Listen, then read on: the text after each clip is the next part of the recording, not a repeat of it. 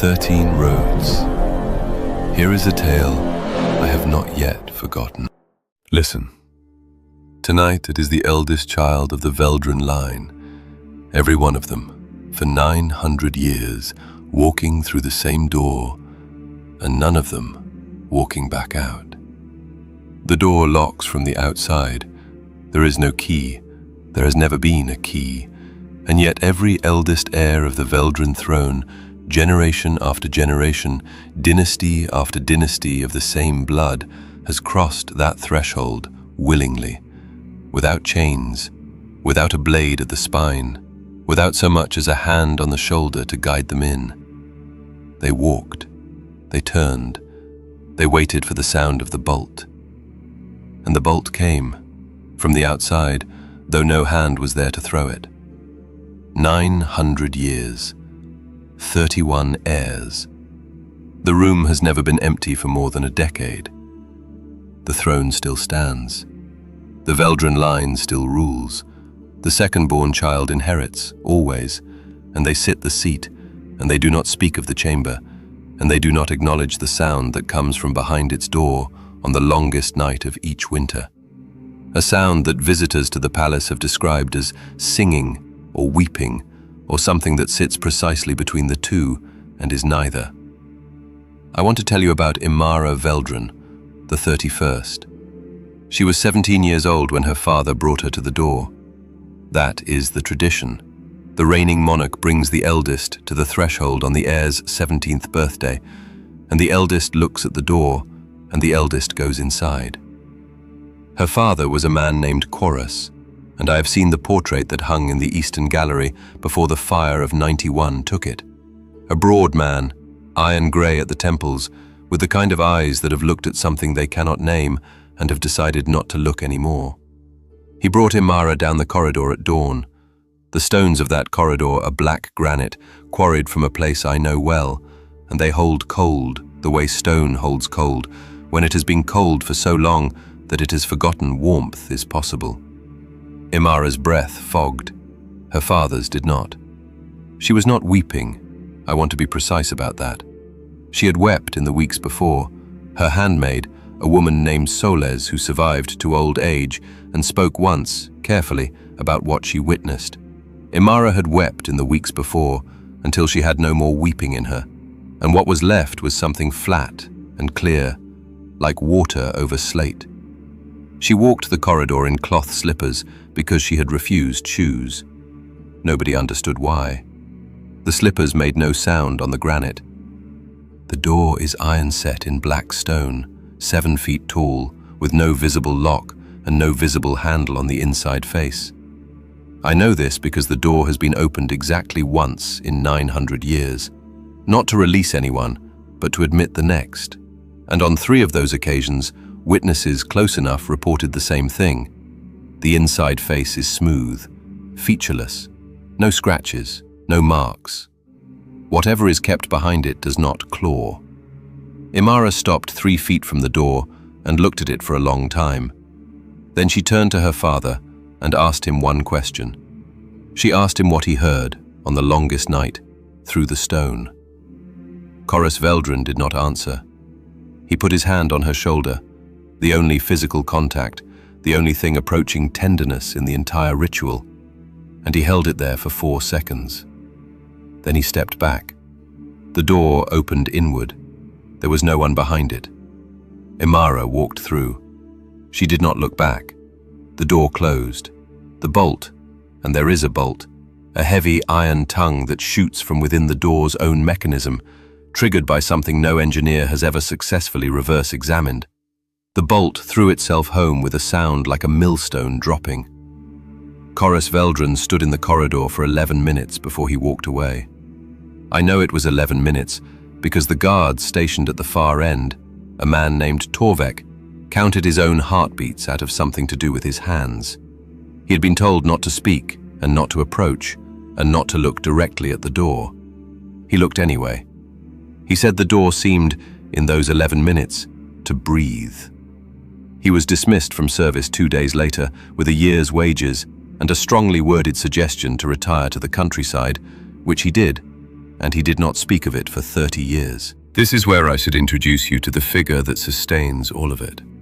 The mechanism behind the mechanism. The reason the door exists, and the reason it locks, and the reason there has been no key for 9 centuries. He moves through recorded history the way a surgical instrument moves through tissue, only where needed, no excess, and leaving damage that closes so cleanly you almost miss it. You would have seen him if you were in the palace the morning Imara walked through the door. You would have seen a man in white vestments, the white compromised by old brown stains that no laundering had ever fully lifted. Chest, left sleeve, the hem. Standing at the far end of the corridor from Torvak, where the corridor bends and the light from the sconce reaches but barely. Very tall, a cowl deep enough that the face lived in shadow even at midday, carrying in his right hand a censer, curved, bronze, shaped like a sickle laid over itself twice, from which a smoke descended rather than rose, black and slow, pooling around his feet and spreading along the stone like something looking for a drain. That is the Pale Cardinal. He has a formal name in 3 dead languages and a working title in 2 living ones, and none of them matter because he answers to none of them. What matters is what he is, the last living practitioner of a specific liturgical tradition that predates the Veldran throne by 4 centuries. A tradition concerned almost entirely with the question of what it costs to make a thing last. Not to make a thing good, not to make it just, to make it last. He answered that question 900 years ago with an arrangement he proposed to the first Veldran king, a man named Aldrich, who had just won a bloody civil war and was terrified, as newly crowned men often are, that everything he had won would be unwon the moment he turned his back. The Pale Cardinal came to Aldrich's court in the 3rd year of his reign. He walked into the throne room without announcement. The guards who should have stopped him later reported that they had seen him approaching, but found, in the moment, that they had other things to attend to. Adjustments to their armor, a sensation of something in the eye, small deflections that lasted precisely long enough. He stood before the throne, and he made Aldrich an offer. The Veldran line would endure, not for a generation, not for a century. For as long as the arrangement held, the bloodline would persist. Wars would be survived, plagues would thin but not extinguish. Succession would always find a path. The throne would never go empty. The line would last. The cost was the eldest, not killed. The Pale Cardinal was precise about this, and the precision matters. Not killed. Housed. Kept. Held in a specific room, behind a specific door, in a condition he described to Aldrich as suspension, a word which, in the language he used it, carries connotations of preservation, of tension, of something pulled taut between 2 states and held there. The eldest heir would walk in, the door would close, and the arrangement would continue. Aldrich, who had spent 3 years watching his friends die on muddy fields for something as fragile as a claim, said yes. He had 3 children. His eldest was a boy named Peter, 14 years old, who liked horses and had a gap between his front teeth from a fall at age 6 that he never lost, not even when his adult teeth came in. 3 years after Aldrich made his arrangement, Peter Veldran walked through the door. The gap-toothed boy who liked horses. He was the first. He has been in there for 900 years. I want you to sit with that for a moment. Not the horror of it, the specificity of it. A boy with a gap between his teeth, in a room with a smooth iron door and no handle, for 9 centuries. Not dead. The Pale Cardinal said, not dead. The Pale Cardinal does not lie. He omits, he frames, he selects with a jeweler's precision what information enters the room and what does not, but he does not state falsehoods. So whatever Peter Veldran is, behind that door, he is not a corpse. The singing or weeping sound on the longest night of winter has been reported since the second year of Aldric's reign. The pitch of it has not changed in 900 years. A musician who visited the palace in the reign of the 16th Veldran king notated it on a piece of manuscript paper that still exists in a private collection in a city I will not name. The notation is in a mode that musician described as having no name in any tradition he knew, but which felt, he wrote, like a chord being held so long it had forgotten it was ever struck. Every Veldran monarch since Aldric has known the arrangement. It is the first thing the second-born child is told when they ascend. Not the politics, not the debts, not the military disposition. The arrangement first. Here is what was given. Here is what you owe. Here is the room. When your eldest turns 17, you bring them to the door. Most of them did it. There were 3 who tried not to. The 8th Veldran queen, a woman named Sorsha, who ruled for 6 years and is remembered in official histories as having died of a fever, took her eldest daughter and rode west 2 weeks before the girl's 17th birthday. They were found at the border. The daughter came back to the palace. Sorsha did not. The fever story was produced within the week. The 19th Veldran king barricaded the chamber door with iron bracing, 12 soldiers in permanent rotation, and a written decree that the room was sealed by royal authority until further notice. On the night of the winter solstice, 3 months into the arrangement, all 12 soldiers were found standing at their posts, alive, uninjured, and unable to speak. They recovered their voices over the following weeks, but retained no memory of what they had seen. The iron bracing was found on the floor, each bolt drawn cleanly from its mounting, as if by a hand that had all the time in the world. The chamber door was open. The king's eldest child walked through it the next morning, at dawn, alone, without being brought. Nobody could explain how the child had known to go. The 27th.